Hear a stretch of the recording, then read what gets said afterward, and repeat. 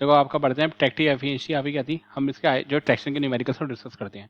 तो पहला क्वेश्चन है relation between tractive efficiency and net coefficient. आपको पता है ट्रैक्टिव एफिशिएंसी क्या थी, जो आपकी एक्सेल पावर होती है, ये आपकी एक्सेल में पावर है, ठीक है, ये थी। लेकिन इससे आप ड्रॉ बार से आप इंप्लीमेंट खींचते हो तो आपका होता है draw bar power divide by the axle power, ठीक है। ड्रॉ बार पावर आपकी क्या थी, पी इंटू वी है, क्योंकि यहाँ पे आपको पुल मिलेगा, यहाँ पे आपको टोटल फोर्स मिलेगी। आपको पता है टोटल फोर्स जो होती है पी प्लस आर के इक्वल होती है, मतलब इससे कुछ माइनस करके आपको पुल मिलेगा, राइट।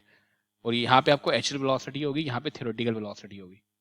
और यहाँ पे थ्योरेटिकल होगी क्योंकि ये व्हील पर, और यहाँ पे एक्चुअल वेलोसिटी आप उसे खींच लोगे तो ये हो जाएगा that is F into V theoretical, ये रहा। अब V actual by V theoretical अगर आप निकालोगे तो ये होता है 1 minus S by 100 equal to V by V theoretical. तो ये आपका जाता है कैपिटल एस बाई 100 को 1 बाई स्मॉल एस भी लिख सकते हैं, तो ये लिख सकते हैं इसको 1 minus small S. P by F आपको पता है म्यू क्या होता है, पी बाई डब्ल्यू, ठीक है ना। और एफ म्यू जी क्या होता है आपका, एफ बाई डब्ल्यू। तो अगर मैं दोनों में डब्ल्यू से डिवाइड करूँगा ऐसे करिए तो ये आपका म्यू बन जाएगा, ये म्यू जी बन जाएगा, तो ये बन जाएगा mu by mu G 1 minus का एस, ट्रैक्टिव एफिशिएंसी का formula, that is B is your right answer. The drawbar power of an is always less than the PTO. आपको पता है दो पावर होती है, ड्रॉ बार और एक पीटीओ। पीटीओ आपकी होती है ज्यादा, तो मोर एफिशिएंट होती है हमेशा, मोर एफिशिएंट क्या होती है, मोर क्या होता है, ये आपका मोर एफिशिएंट होता है, क्या होता है, मोर एफिशिएंट होता है।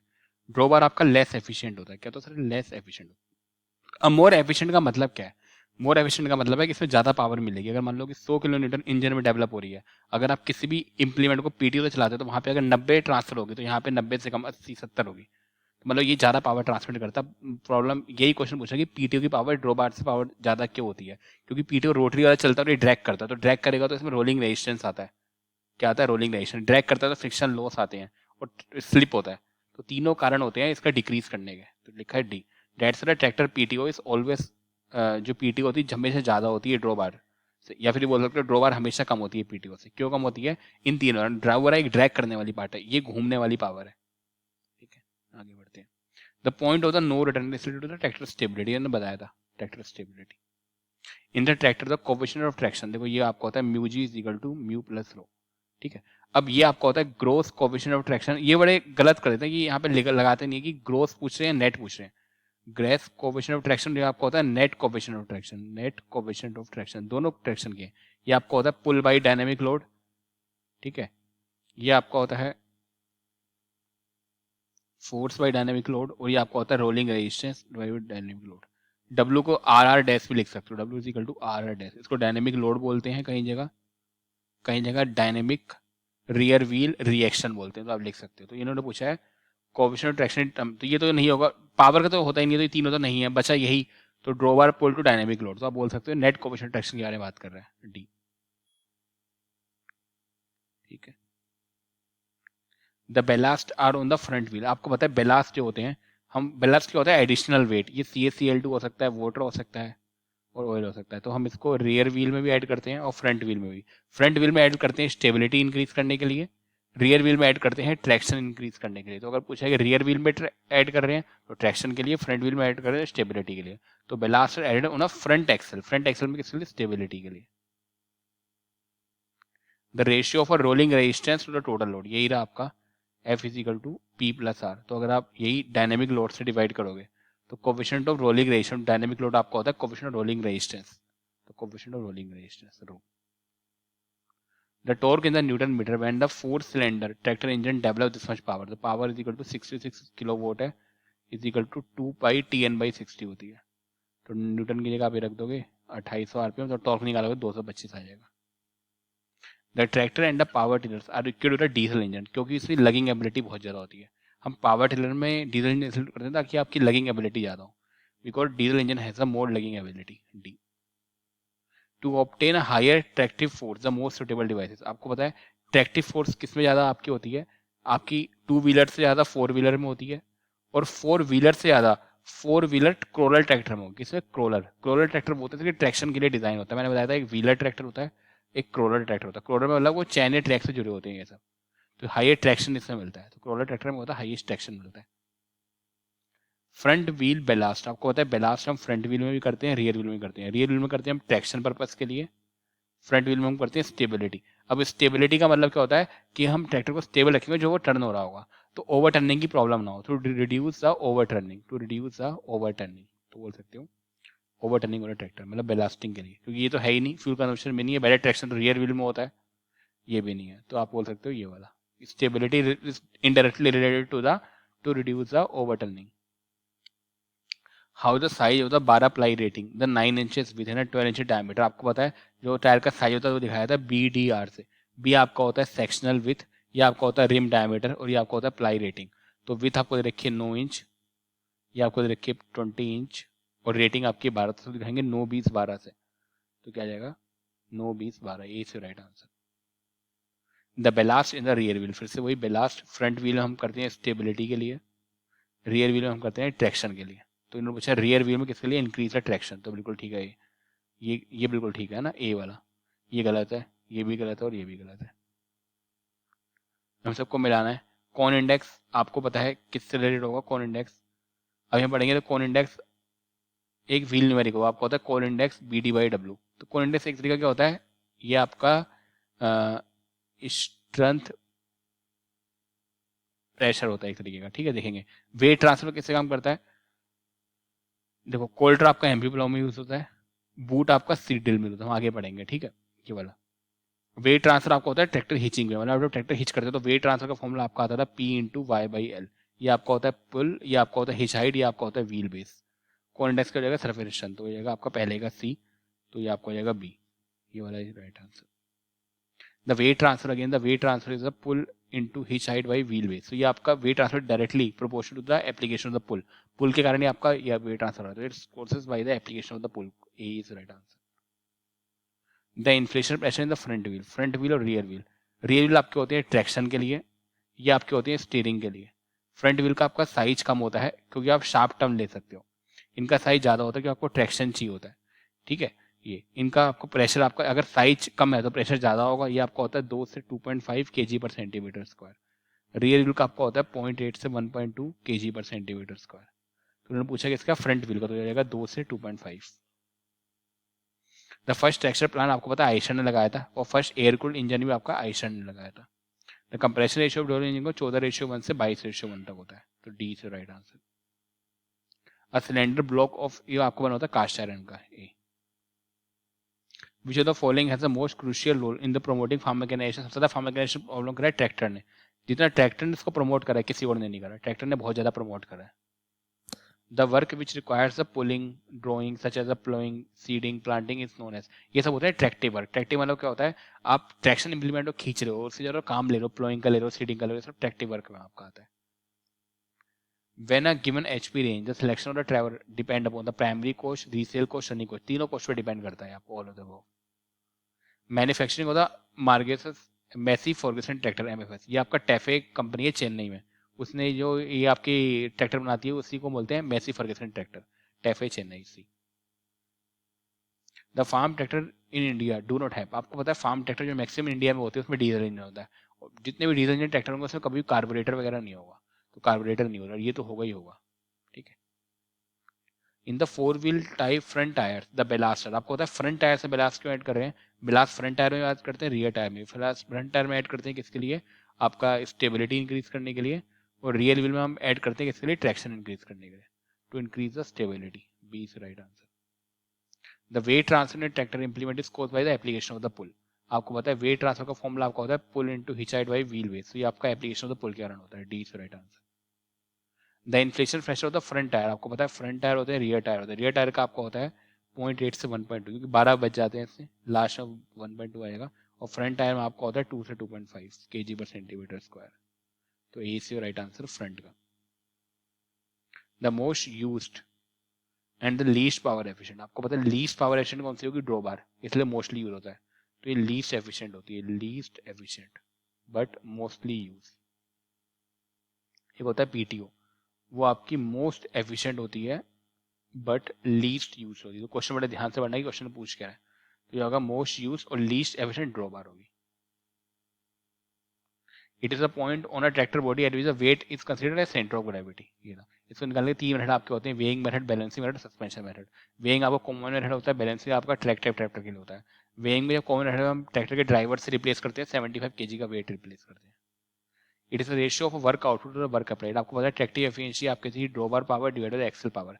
जो हम आपके ट्रैक्टर में ट्रैक्टिव वर्क ले रहे हैं वो ड्रॉ बार पावर से ले रहे हैं, दैट इसका आउटपुट पावर बोलते हैं, और एक्सेल पावर को हम इनपुट पावर बोलते हैं। तो ये आपको हो जाएगा tractive efficiency. The pressure of the pneumatic wheel use in the power tiller. आपको पता है पावर टिलर का जो था जापान ने स्टार्ट करा था सबसे पहले। ये वॉकिंग टाइप ट्रैक्टर होता है, इसमें डॉग क्लच हमारा यूज होता है, इसमें inner expansion type brake use होती है। इसका प्रेशर जो होता है 1.1 से 4 kg पर सेंटीमीटर स्क्वायर होता है, 1.1 से 1.4 kg पर सेंटीमीटर स्क्वायर होता है। और जैसे पावर इंडिया में होती है वो 6 से 12 HP होती है, तो बोल सकते हो 1.1 से 1.4 kg पर centimetre square. The useful life of the wheeler tractor की या तो 10 साल या 6000 घंटे है ना, 10 years। The weight transfer, again the weight transfer is the pull into hitch height by L. तो ये हो जाएगा ए इंटू व्हील बेस। ये भी नहीं, ये भी नहीं और ये भी नहीं। द बेकर इक्वेशन आपको पता है ट्रैक्शन का फॉर्मूला होता है F = P + R। अगर आप इसको W से डिवाइड कर दोगे तो ये आपका बन जाता है म्यू जी = म्यू + रो। और एक फोर्स का फॉर्मूला आपका ये भी होता है AC = W tan phi। ये वाला, तो ये AC = W tan theta, बिल्कुल ठीक है। ये नहीं, ये नहीं और ये नहीं। The horizontal distance between the front and the rear wheel. आपको पता है ये रहे आपके रियर व्हील है फॉर एग्जांपल, और ये आगे आपके फ्रंट व्हील लगे हैं ये। तो इनकी बीच की डिस्टेंस आपकी होती है व्हील बेस, और दो फ्रंट व्हील या दो रियर व्हील के आपस की बीच की डिस्टेंस होती है व्हील ट्रैक, जिसको C से दिखाते हैं। और एक्रोनिक स्टीयरिंग का फॉर्मूला आपका होता है cot phi - cot theta = C/B। ये outer steering angle, inner steering angle, और ये C/B करेक्ट का स्टीयरिंग होता है। इन्होंने पूछा between the front and the rear wheel के बीच में आपकी व्हील बेस होगी B। Ballasting in the rear wheel, अभी पूछा कि रियर व्हील में बेलास्टिंग क्यों करते हैं। आपको पता है बेलास्टिंग फ्रंट व्हील हम करते हैं स्टेबिलिटी के लिए, रियर व्हील में हम करते हैं ट्रैक्शन के लिए। तो रियर व्हील में हम करते हैं increasing traction A. The weight transfer, again the weight transfer is a pull into hitch height by L. तो ये आपको हो जाएगा वेट ट्रांसफर का formula, that is A. Moving the centre of the gravity towards the front wheel. आपको पता है centre of gravity है तो फ्रंट व्हील में मेजर करेगा, रियर व्हील के साथ मूव करेगा। फ्रंट व्हील की साइड अगर मूव करेगा तो इसको हम बोलते हैं क्या, स्टीयरिंग की प्रॉब्लम। अगर रियर व्हील की साइड मूव करेगा तो उसको बोलते हैं ओवरटर्निंग की प्रॉब्लम। तो फ्रंट व्हील ने पूछा कहाँ है, फ्रंट व्हील की साइड, तो ये जाएगा स्टीयरिंग की प्रॉब्लम भी।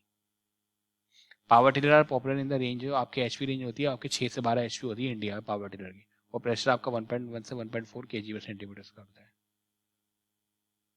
The centre of gravity determine the weighing balance suspension. तीनों मेथड से आपका सेंटर ऑफ ग्रेविटी जो मेजर करते हैं।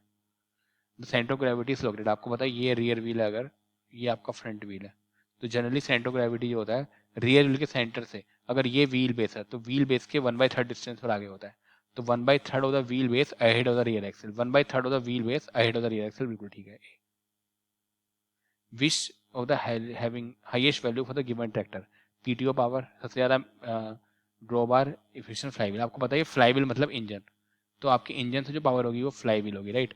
इंजन से पावर ट्रांसमिट होकर ही यहाँ पे जो ट्रैक्टर के आउटलेट होते हैं यहाँ पे आती है। बहुत सारे आउटलेट होते हैं, ड्रॉ बार होता है, PTO होता है, और इसके फ्रिक्शन का लॉस हो गया तो ये आपको यहाँ पे आएगी। तो फ्रिक्शन का लॉस तो बहुत कम होगा। अब बच्चा क्या, इन दोनों में कौन सी ज़्यादा होगी, PTO ज़्यादा होगी। लेकिन अगर PTO और इंजन में बात करें, इंजन में तो पावर प्रोड्यूस हो रही है, अगर 100 किलोवाट यहाँ प्रोड्यूस हो रही है तो 2 किलोवाट मान लो यहाँ चले गई। अब 98 किलोवाट अवेलेबल थी, PTO मान लो पहुंच रही है 94, यहाँ पहुंच रही है मान लो 70, तो यहाँ पे PTO में हमेशा इंजन से कम ही रहेगी, तो फ्रिक्शन सबसे ज़्यादा होगा इसमें।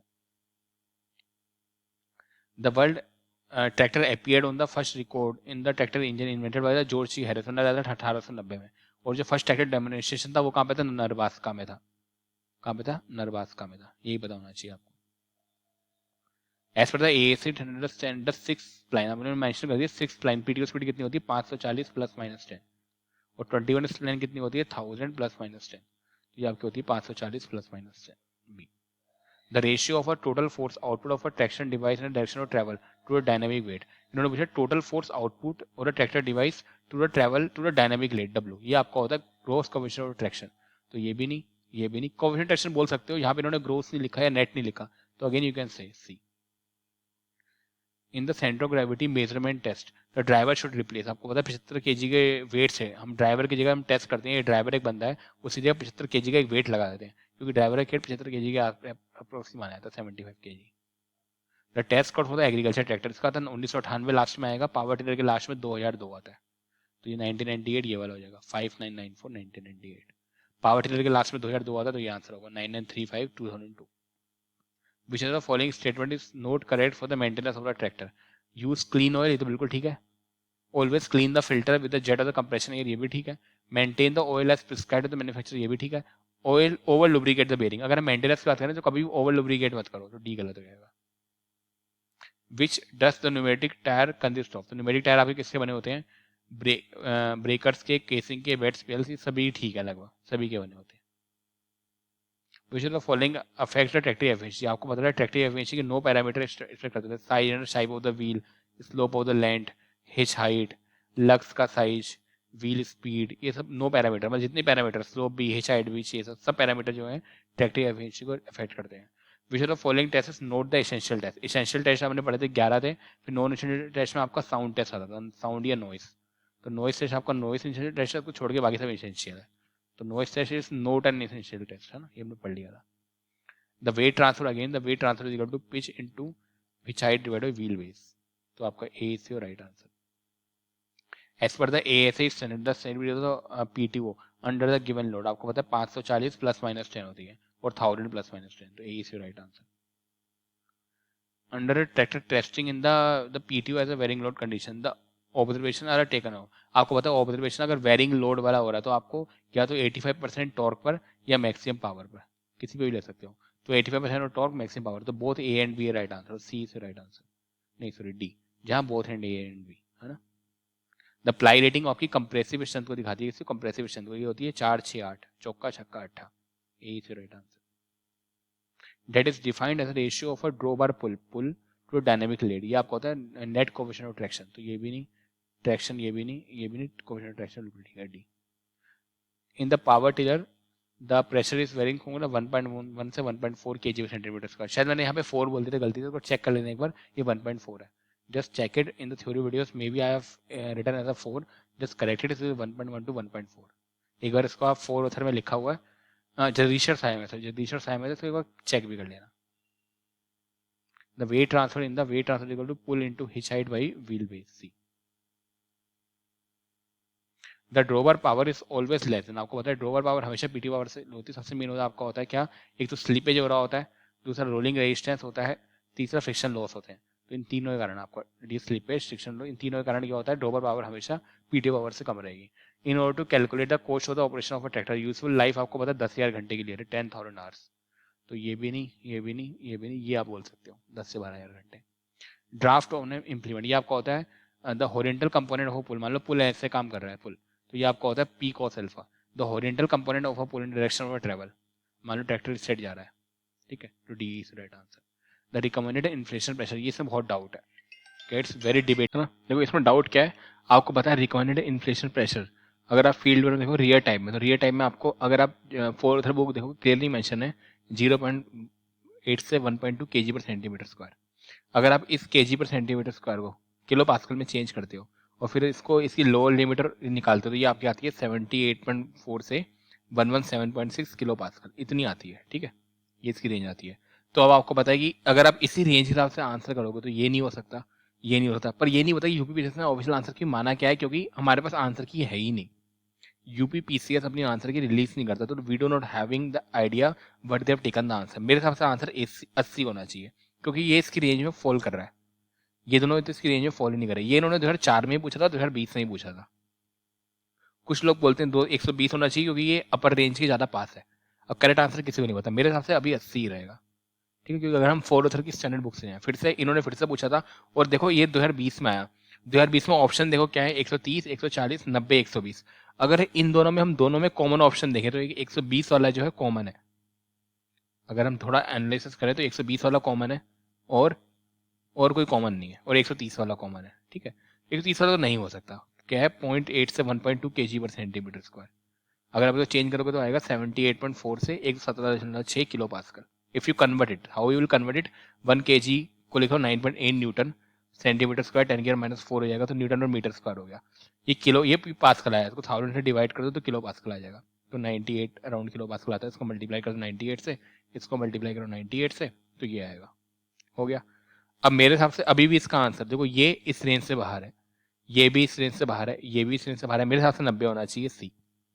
कुछ लोग बोलते हैं 120 होगा क्योंकि यहाँ पे 120 और 120 मैच हो रहा है, पर मैं फिर भी 80 और 90 बोलूंगा, क्योंकि अगर हम स्टैंडर्ड बुक से देखें तो रेंज में तो आ ही नहीं रहा, वो तो 120 इसकी रेंज की बाहर है, तो पता नहीं, अब मेरे हिसाब से 90 होना चाहिए, but again it's a debatable topic. अगला, for the farm area of the 40 hectare land in the single cropping pattern, आपको सिंगल क्रॉपिंग पैटर्न के लिए 40 हेक्टेयर लैंड के लिए कितना आपको चाहिए होता है, लगभग 20 से 25 HP, क्योंकि आपको 2 हेक्टेयर के लिए 1 HP चाहिए होता है। तो इसको अगर 2 से डिवाइड करोगे तो ये 20 से 25 HP आएगा। C is your right answer. The total force output of a traction device in direction of a travel to the dynamic load, आपको पता है that is P divide by dynamic load. ये क्या होगा आपका, कोएफिशिएंट ऑफ ट्रैक्शन। ये भी नहीं, ये हो सकता है, ये भी नहीं, ये भी नहीं।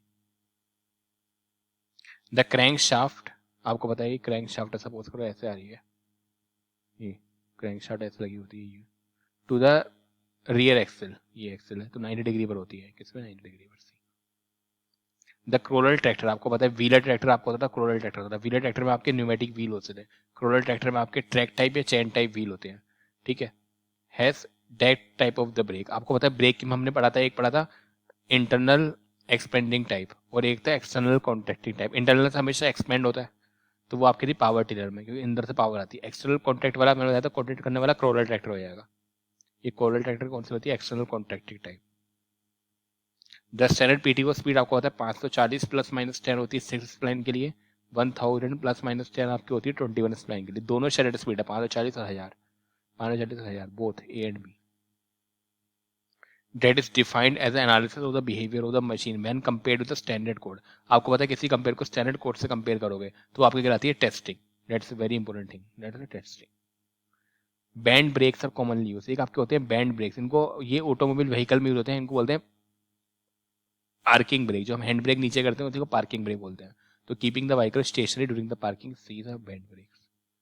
वेट ट्रांसफर, आपको पता है वेट ट्रांसफर आपको होता है पुल इनटू वीवाईएल, it's application of a pull, तो it's application of pull. A the coefficient of traction, आपको पता है ये भी नहीं होता, ये भी नहीं। रेशियो टू ड्रॉ बार पुल डायनेमिक लोड, बिल्कुल ठीक है, that is P divide by W। W को हम RR डैश ही बोलते हैं, डायनेमिक लोड या फिर डायनेमिक रियर व्हील रिएक्शन, दोनों एक ही बात है। If the value of the theoretical speed, आपको पता है स्लिप क्या होता है, 1 माइनस का V actual divide by V theoretical into 100। तो स्लिप दे रखी है 20%, तो हो जाएगा 20 बाई 100, ये इसको 100 को इस साइड ले आए, 1 माइनस का थ्योरेटिकल V एक्चुअल निकालनी है डिवाइड बाई 0.4, तो VA बाई 0.4 निकालोगे तो हो जाएगा 1/5, हो जाएगा 4/5। इसको अगर आप 10 करोगे तो ये आपको हो जाएगा 4 चौक 16, ठीक है, 16/5 इंटू 10, तो ये अगर आप करोगे तो ये 3.2 divide by 10, 0.32, 0.32 is your right answer. The tractive coefficient is maximum, ये मैक्सिमम आपका होता है ड्राई सॉइल के लिए और कॉम्पैक्ट और फर्म सॉइल के लिए। अगर दोनों ऑप्शन में तो कॉम्पैक्ट और फर्म पैर ज़्यादा प्रेफरेंस होगी, तो फील्ड इज ड्राई बिल्कुल ठीक है, ये नहीं, ये नहीं, ये नहीं। इन द ट्रैक्टर टायर डिट is dimension measured from the axle centre line, आपको पता है ये ट्रैक्टर होता है ऐसे करके, ये ट्रैक्टर का टायर होता है कुछ, ये सब ऐसे। तो यहाँ से ट्रैक्टर सर से, और अगर आप इसमें लोड लगा दो तो ये आपकी स्टेटिक लोडेड रेडियस होती है, तो ये आपकी होती है measure the axle center line to the ground when a tire is under load। If the tractor is having a load, so it will shape this much contact area, ऐसे करके shape होती है जो मैंने बताया था। Moving the centre of the gravity towards is rear wheel, अगर centre of gravity front wheel और रियर व्हील में मूव करेगा, फ्रंट व्हील में कौन करेगा, स्टीयरिंग की प्रॉब्लम बोलते हैं, रियर व्हील में मूव करेगा इसको ओवरटर्निंग की प्रॉब्लम बोलते हैं, किसको, overturning. Moving the centre of the gravity of a tractor towards is front wheel create the problem of the steering, that is B. The shortening of the top length, अगर आप shortening कर दोगे तो it decreases the penetration of the implement. The most used, आपको पता सबसे ज्यादा use और लीस्ट पावर एफिशिएंट कौन सा होता है, ड्रॉबार। ड्रॉबार पावर हमेशा पीटीओ से कम होगा, बट ये मोस्टली यूज होता है, ये लीस्ट यूज होता है, ये लीस्ट एफिशिएंट होता है और ये मोस्ट एफिशिएंट होता है। तो mostly use and least efficient drawbar, C. The inflation pressure in the front time आपको पता है 2 से 2.5 kg पर सेंटीमीटर स्क्वायर, रियर टाइम में आपके होते हैं 0.8 से 1.2 kg पर सेंटीमीटर स्क्वायर, तो फ्रंट टाइम में 2 से 2.5। The tractor can be classified the structural design by wheeler tractor, crawler tractor और वोकर ट्रैक्टर। फिर व्हीलर के अंदर न्यूमेटिक व्हील्स और इसमें ट्रैक और चैन टाइप, ये आपके 6 यार्ड लाइफ होती है, 10 साल होती है, और ये आपको ट्रैक्शन करने के लिए यूज होता है, ठीक। और ये वोकर ट्रैक्टर पावर टिलर होता है, इसमें डॉग क्लच यूज होता है, इनर एक्सपेंशन शूट ब्रेक होती है, 1.1 से 1.4 kg पर सेंटीमीटर स्क्वायर है, 6 से 12 HP होती है। इंडिया में जापान कंट्री ने स्टार्ट करा था, ठीक है ना। ये पावर टिलर होगा, रोटी टिलर स्टील के लिए यूज होता है। तो इन्होंने पूछा किसने, व्हीलर, क्रोलर और वोकर, व्हीलर क्रोलर वोकर बिल्कुल ठीक है, डी के D. In the 1961 the first manufacturing और ट्रैक्शन, आपका जो फर्स्ट मैन्युफैक्चरिंग तब किसने करा था? आइशर कंपनी ने। आइशर कंपनी ने पहला ट्रैक्टर बनाया इंडिया में, और आइशर कंपनी ने ही पहला आपका क्या लगाया? एयर कूल्ड इंजन बनाया। तो MS आइशर बड़ी कंपनी है। Drawbar performance of a tractor is not influence, आपको पता है ड्रॉबार परफॉर्मेंस किससे इन्फ्लुएंस नहीं होगी? वेट डिस्ट्रीब्यूशन इससे इन्फ्लुएंस होगी, सॉइल सर्फेस इससे भी इन्फ्लुएंस होगी, ट्रैक्टर स्पीड से, PTO स्पीड से नहीं होगी। क्यों? क्योंकि अगर मान लो कोई ट्रैक्टर है, तो अगर ट्रैक्टर से हमें ड्रॉबार से पावर लेनी है, तो ये जो ड्रॉबार लगा है जिससे हम इंप्लीमेंट को लगाएंगे ऐसे करके, एक तो ये हो गया। इसी ट्रैक्टर के बीच में एक PTO शाफ्ट आ रही होती है ऐसे करके, ये गोल वाली। अगर हम इससे इंप्लीमेंट को जोड़ते हैं, दोनों अलग अलग पावर है, मतलब PTO शाफ्ट इससे कोई रिलेशन नहीं है। PTO shaft is having a separate power base, it is having a separate power base. The drawbar is separate from the PTO. So the drawbar performance doesn't depend on the PTO shaft. ठीक है, तो इसमें इतनी question है। Thank you very much. Table question.